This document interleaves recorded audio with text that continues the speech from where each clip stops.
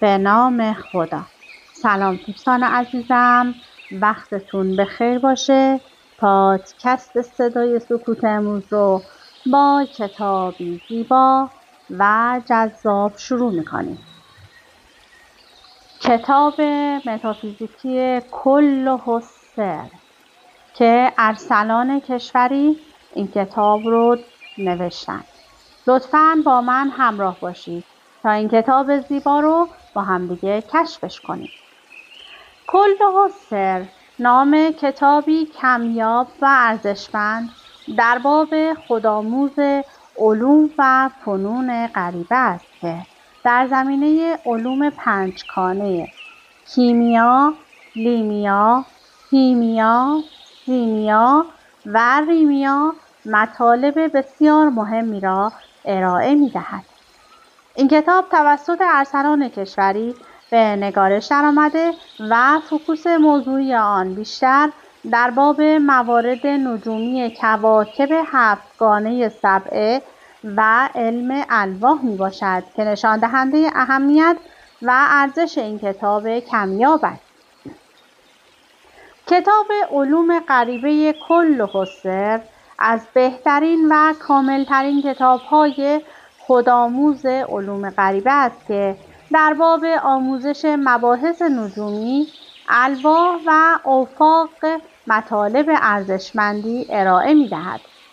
کل و سر به معنی همه‌اش سر و همه‌اش راز میباشد.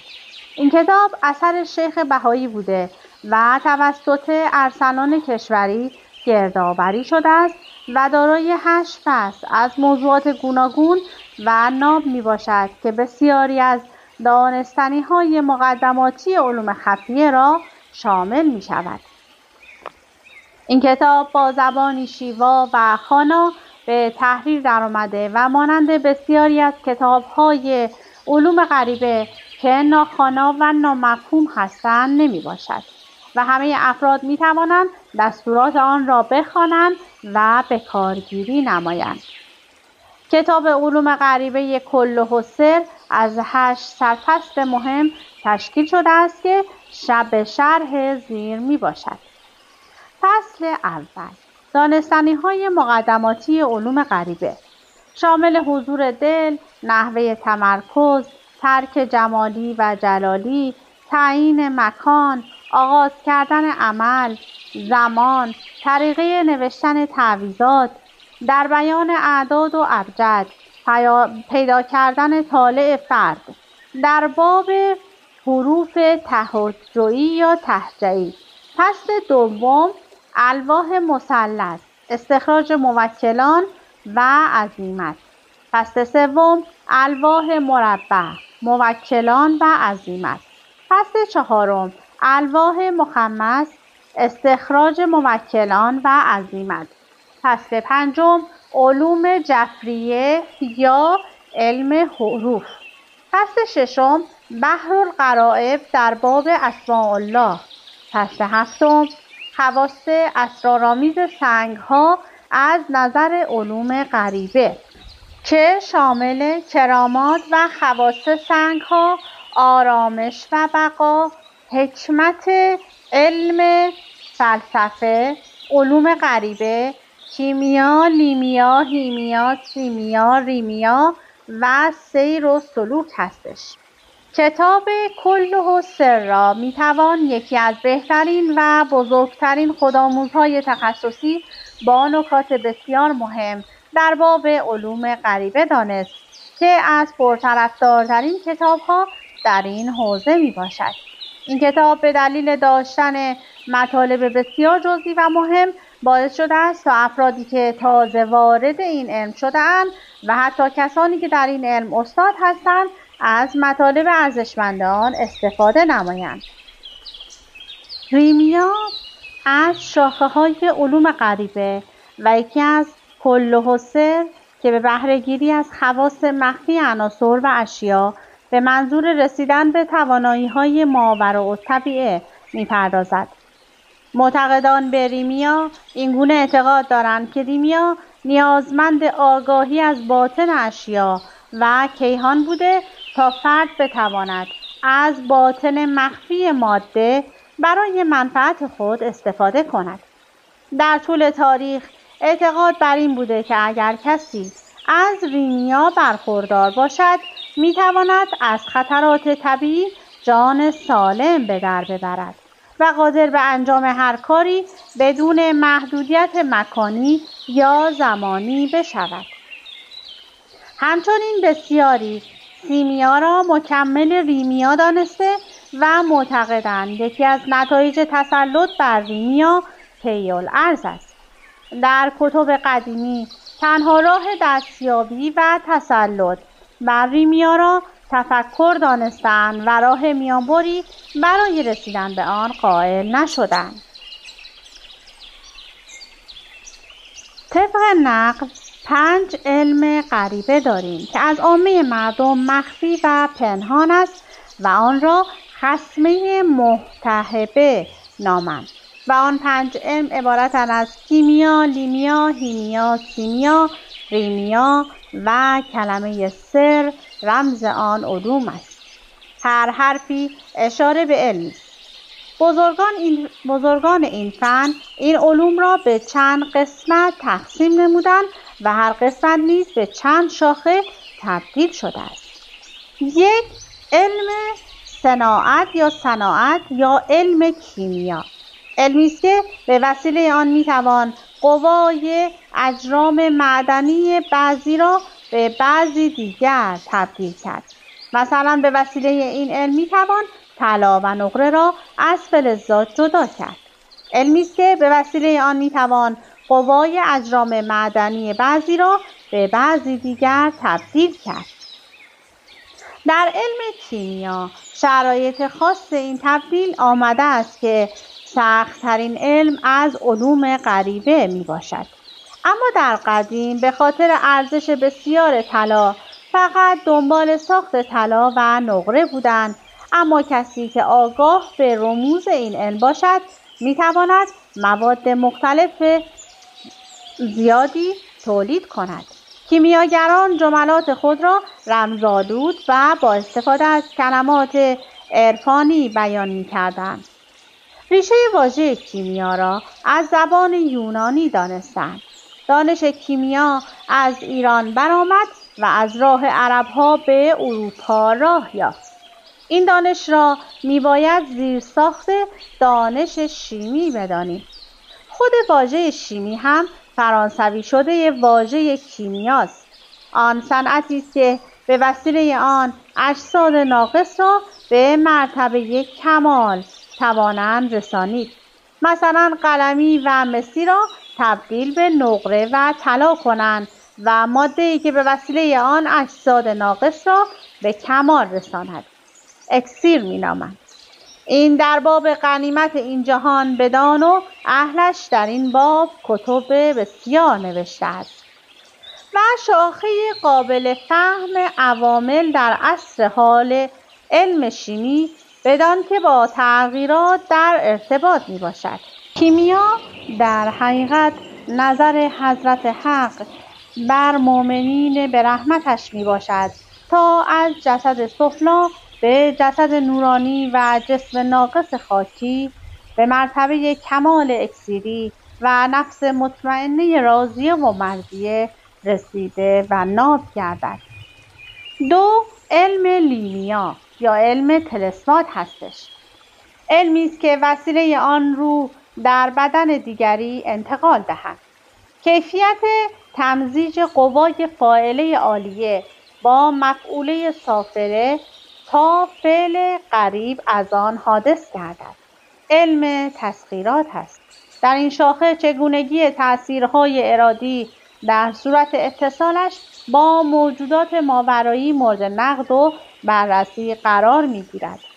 لیمیا منجر به کسب قدرت تسخیر جن و روح می‌شود.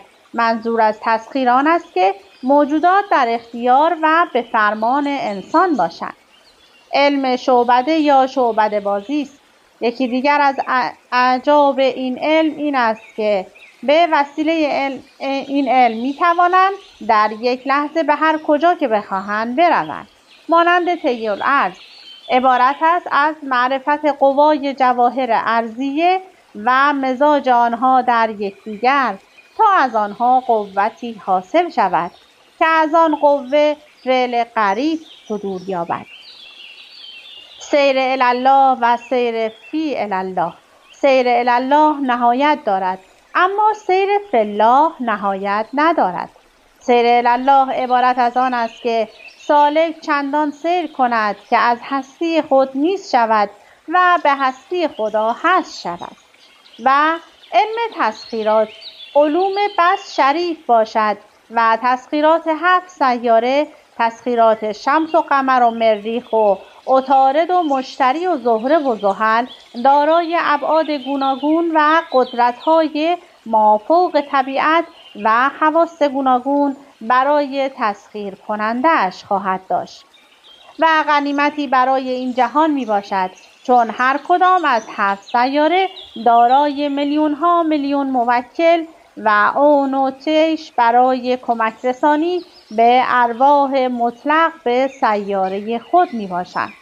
و هر سیاره در فلک خود قرار دارد و دارای موکل و عون و طیش‌های مخصوص به خود می باشد که در حیطه تسخیرات تسخیر کننده قرار می گیرند و به انجام امور دنیوی او کمک و یاری می رسانند و عامل ترقی تسخیر کننده می باشد.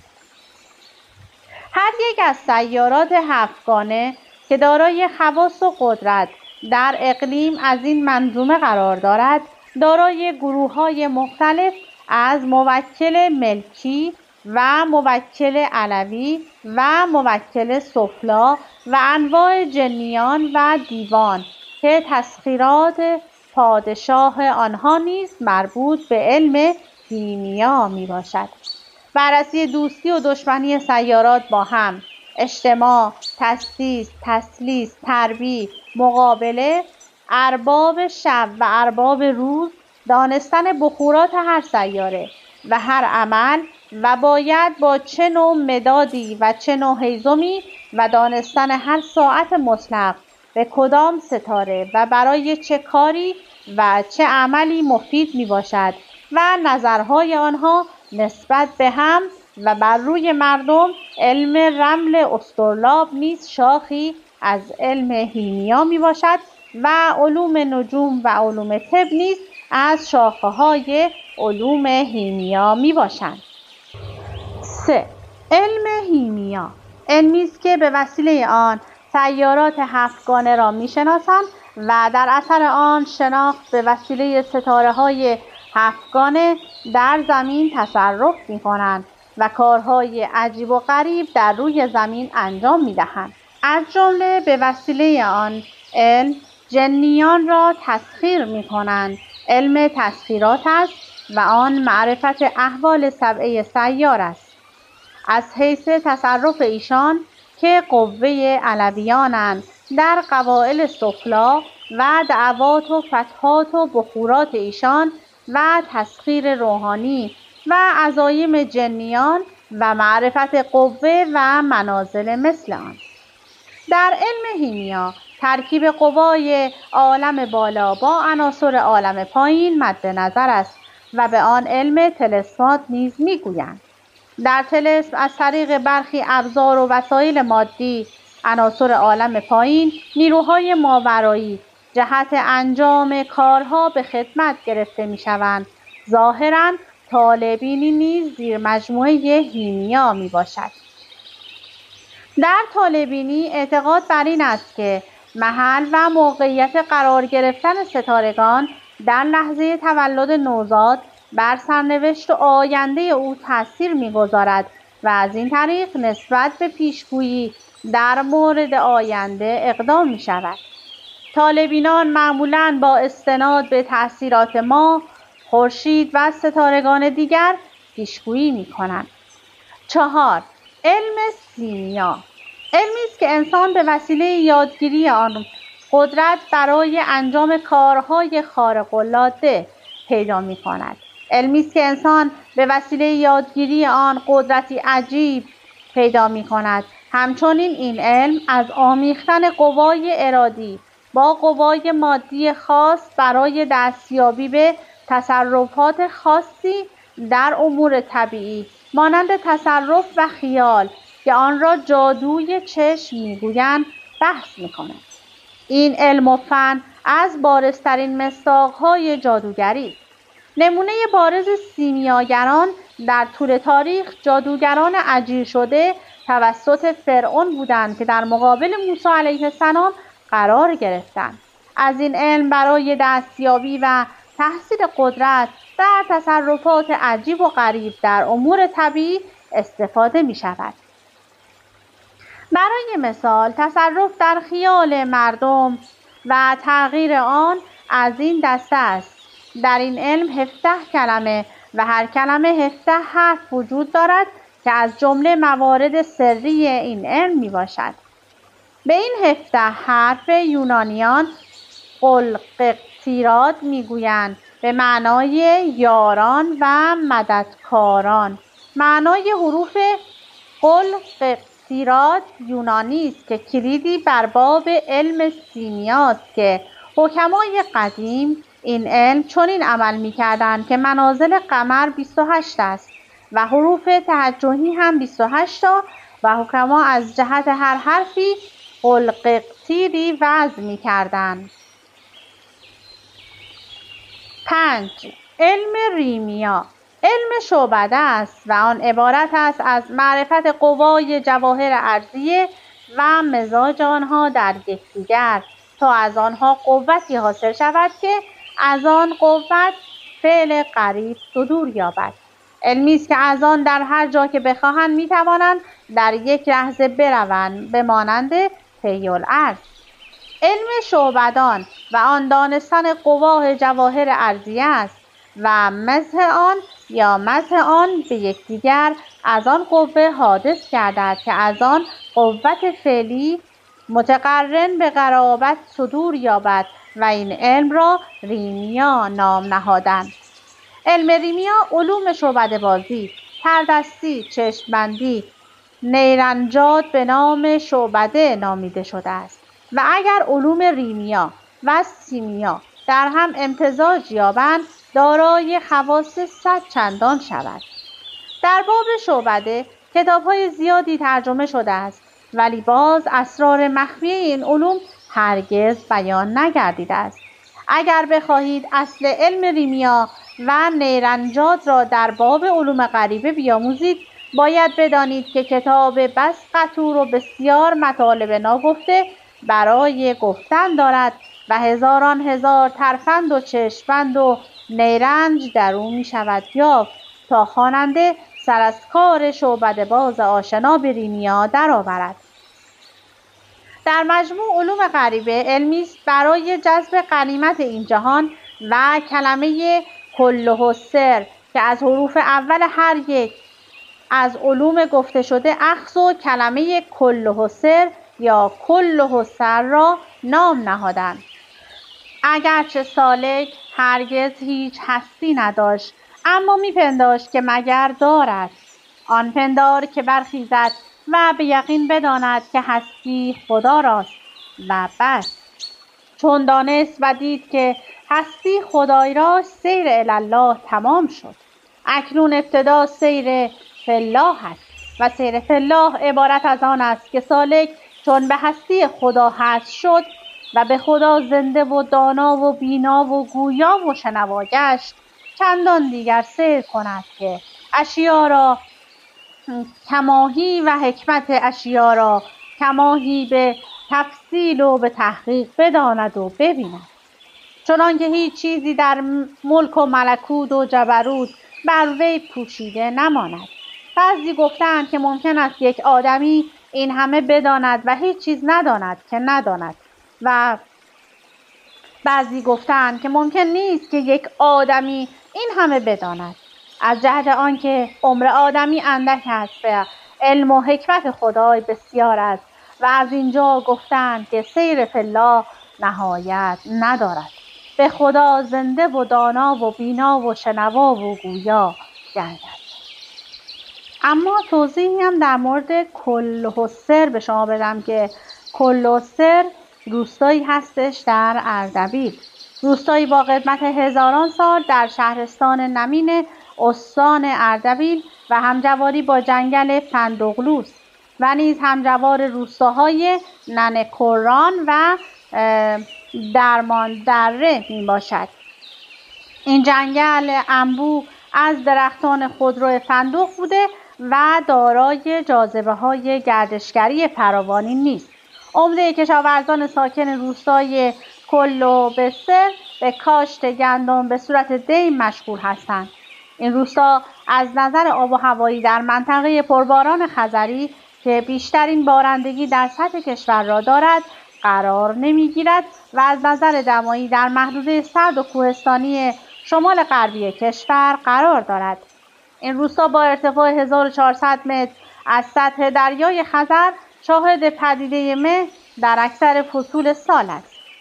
ریشه اصلی نام روستای کلوحسر به موقعیت جغرافیایی آن مربوط است.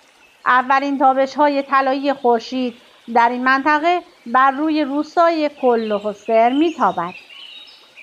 این ناحیه نیز در قدیم همانند مابقی نقاط استان‌های آذربایجان دارای قلعه‌های مختلف است که مشهورترین آن اجاقداغی نام دارد.